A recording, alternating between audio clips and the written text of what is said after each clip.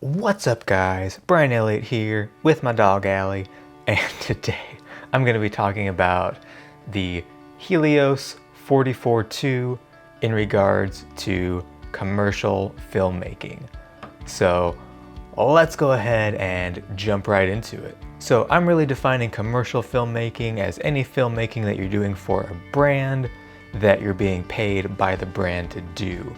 I'm not talking about a lot of the more artsy stuff I do on the channel. I'm talking about if a company is actually paying you to deliver a video for them. So with that defined, let's go ahead and talk about image quality in this sense. I have another video where I really break down the image quality in terms of narrative filmmaking that I'd go into a lot more depth with, but suffice it to say for this video, the Helios is really known for its swirly bokeh, creating a really kind of unique look to the out of focus areas in the background, especially the lights like you can see back there. It creates a really interesting, unique like cat's eyes facing different directions depending what corner of the frame you're in. And so it's a really interesting, unique look, but it does have some downsides when it comes to commercial videography. And the first of those is that it's not a sharp lens. Now there may be a few cases where that's a good thing. Maybe you don't want a super sharp lens for a few projects, but most of the time for commercial videography, you want a lens that's nice and sharp and detailed so that you can really show off the product or service of the client. And the Helios is not edge to edge sharp, and even depending on how far away you're focused, it can be more or less kind of blurry, fuzzy on the edges. So it's not necessarily the most amazing looking lens for commercial work. And this lens also has a lot of flaring, which I demonstrate in my other video. But you can get a lot of different interesting and unique flares with the Helios, which again, maybe there's a product or a service that's really good for, but most of the time you're wanting something a little bit more clinical for your commercial shoots.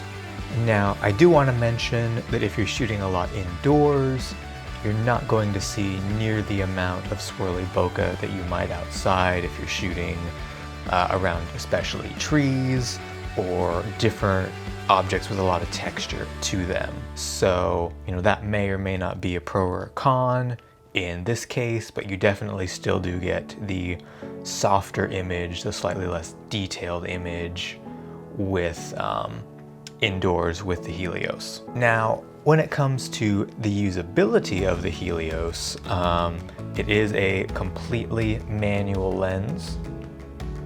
There we go. You can see the manual focus ring here. It's got a pretty decent focus throw. Probably about 180-degree focus throw here. Nice little markings. Manual aperture ring. But it has no electronic controls, so that means if you're shooting like me on a Sony camera, you don't get any of the autofocus, which in a commercial environment can be a bummer.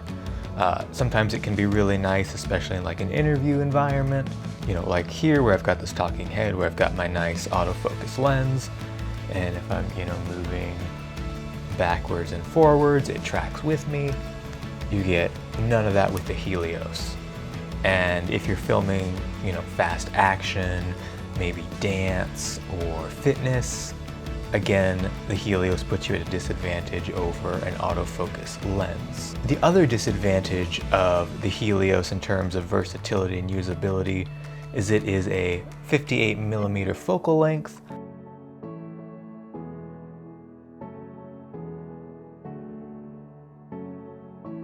and it also has a fairly far away minimum focusing distance, so that's a little bit of a bummer.